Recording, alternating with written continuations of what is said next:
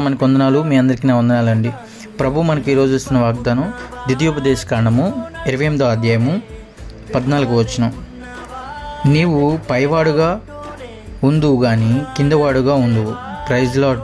ప్రభు ఈరోజు స్పష్టంగా మనకి ఈరోజు ఇస్తున్న వాగ్దానం పైవాడు కిందవాడు. ఎవరు వీళ్ళు? ఎలా ఉంటారు? వీళ్ళ ఆలోచన విధానం ఎలా ఉంటుంది? కిందవాడి ఆలోచన ఎలా ఉంటుంది అని అంటే అన్యుల దేవతలను ఈ 14వ వచనంలోనే ఉంటుంది.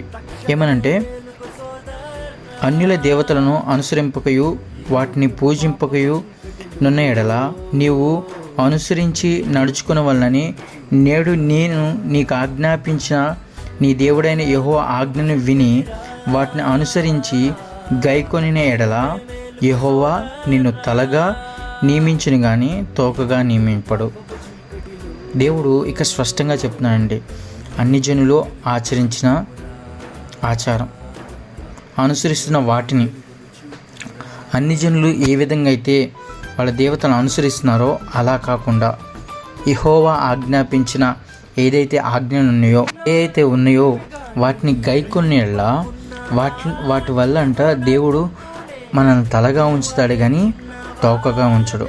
పైవాడిగా ఉంచుతాడు కానీ కిందవాడిగా ఉంచడు. కిందవాడు ఎప్పుడు ఆలోచన కింద వాటి మీద భూ సంబంధమైనవే చూస్తాడు. పైవాడు ఎప్పుడు ఆలోచన పర సంబంధమైనవి చూస్తాడు. పర సంబంధమైనవి ఏంటంటే ప్రార్థన, వాక్యము, దేవునితో సహవాసము, దేవుడి మందిరంలో గడపడం, సంబంధమైన కార్యాల్లో ఎక్కువగా ప్రయారిటీ ఇవ్వడం, ఇలాంటి వాటిలో పైవాడి యొక్క ఆలోచనలు ఉంటాయి. ఈ పైవాడు తలగా హెచ్చించాలనుకుంటున్నాడు. దేవుడు తలగా హెచ్చించాలనుకున్నప్పుడు సాతాను సులువుగా చిక్కిలి పెట్టే వాటికి పడకుండా ఉండాలి. కిందవాడి యొక్క ఉద్దేశం అన్ని జనులు ఏ విధంగా అయితే మేము ఒక ఆరాధన చేసుకుంటాం ఆ ఆరాధన రిలేటెడ్ అంటే వాళ్ళు పూజించే పూజ వాళ్ళకి ఆశీర్వాదకరంగా ఉందనుకుంటారు. అలాంటి కాదు, మనం పర సంబంధమైన ఆశీర్వాదం కోరుకోవాలి. దేవుడు కూడా అదే చెప్తున్నాడు. ఏమనంటే ఆయన ఆజ్ఞలను గైకొనాలి. ఆయన ఆజ్ఞలకు ఉద్దేశం ఏంటి? ప్రేమించే మనస్తత్వం, కరుణించే మనస్తత్వం, జాలిగల మనస్తత్వం. ఆయన ఏమని సెలవిస్తున్నాడు? ఆత్మ లేనివాడు నావాడు కాదన్నాడు. ఆత్మ లేనివాడుగా మనం ఉండాలా? పరిశుద్ధాత్మను ధరించుకునే వాళ్ళగా ఉండాలి. పరిశుద్ధుడైన దేవుణ్ణి మనం ఎదుర్కొంటున్నప్పుడు మనం కూడా పరిశుద్ధంగా ఉండాలి. అప్పుడు మాత్రమే పర సంబంధమైనవి మనం ఆలోచిస్తాం. అప్పుడు మాత్రమే మనం పైనున్నవాడుగా మనం ఉంటాం. కాబట్టి ప్రభు ఈరోజు మనతో సెలవిస్తున్నాడు, మనల్ని తలగా ఉంచాలనుకుంటున్నాడు, తోకగా కాదు.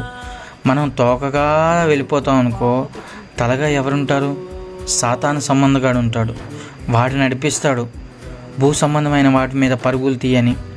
భూ సంబంధమైనవి ఎప్పుడు ఏం చేస్తాయంటే నిన్ను పరలోకానికి చేర్చకుండా ఈడ్చుకొస్తూ ఉంటాయి. లోకంలోకి లోక సంబంధమైన వాటిలోకి ఈడ్చుకొస్తూ ఉంటాయి. కానీ పర సంబంధమైనవి పైనున్నవై నిన్ను తలగానే ఉంచుతాయి. కాబట్టి మనం పైనున్న వాటినే చూడాలి. పైనున్న వాటిని చూడడానికి దేవుడు మనకు అలాంటి జ్ఞానం ఇవ్వాలని మనం ప్రతిరోజు ప్రార్థన చేయాలి, ప్రతిరోజు ధూపం వేయాలి. సాతానుగాడు చూస్తూ ఉంటాడు. ఎవరైతే ప్రతిరోజు వాళ్ళ ఇంట్లో ధూపం వేస్తారో, ప్రతిరోజు ప్రార్థనా బలిపీఠం వెలిగిస్తూ ఉంటారో, ఆ ప్రార్థనా బలిపీఠం ఉన్న వాళ్ళ ఇంట్లో అలజడి పుట్టించాలనో, అనాలోచన పుట్టించాలనో, అవిశ్వాసం పుట్టించాలనో, లేదంటే శ్రమపరచాలనో, ఏదో ఒక విధంగా కుటుంబాన్ని పతనం చేయడానికి పన్నాగాలు పొందుద్ది. ఎందుకంటే నిన్ను తలగా హెచ్చించాలనుకుంటున్నాడు. అంతకుముందు సాతాను తలగా హెచ్చించబడినవాడు.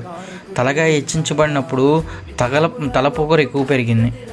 మనం కూడా కొన్నిసార్లు అన్నీ సమృద్ధిగా అన్నీ పర్ఫెక్ట్గా ఉన్నప్పుడు తలపొగరు పెరిగిద్ది. మనం అలాంటి మన దరి చేరనకూడదు. ఏదైతే దేవుడైనా యేసయ్య మనకు ఆజ్ఞ ఇస్తున్నాడో ఆ ఆజ్ఞను మనం గైకొనాలి. ఆ ఆజ్ఞ ప్రకారం మనం జీవించాలి. దేవుడు అట్టి కృప మన జీవితంలో నెరవేర్చాలనుకుంటున్నాడు. అందుకని ఈరోజు మనకు వాగ్దానం ఇస్తున్నాడు. ఏమనంటే పైనున్న వాటినే చూడాలంటున్నాడు. నువ్వు పైవాడుగా ఉందువు కానీ కిందవాడుగా ఉండవు. దేవుడే ఉంచాలనుకున్నాడు, పైవాడుగా ఉండాలనుకున్నాడు. పైవాడుగా ఉండాలంటే మనం ఏం చేయాలి? ఆయన ఇచ్చేదాన్ని మనం ఏ విధంగా పొందుకోవాలంటే ఎలాంటి అర్హత మనం సంపాదించుకోవాలి? ఆ అర్హత కోసం మనం ప్రార్థన చేసుకుందాం, ఆయన్ని అడుగుదాం. ఆ అర్హత సంపాదించాలంటే మనుషులు జ్ఞానాన్ని బట్టి రాదు కానీ పరిశుద్ధుడైన యేసయ్య ఇచ్చే జ్ఞానాన్ని బట్టి అది సాధ్యమైంది.